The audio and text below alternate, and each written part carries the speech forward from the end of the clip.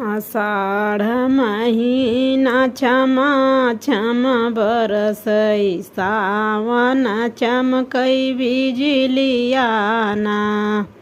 आषाढ़ महीना छमा छम बरसई सावन कड़कई बिजलियाना।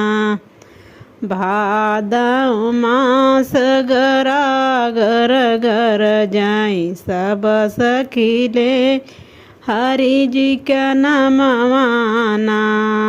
भादौ मास गरागर गर जाई सब सखी लेली हरि जी का नमवाना।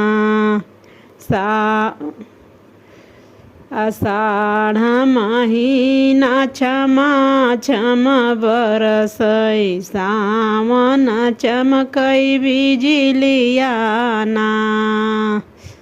आषाढ़ महीना छमा छम बरसई सावन कड़कई बिजलियाना।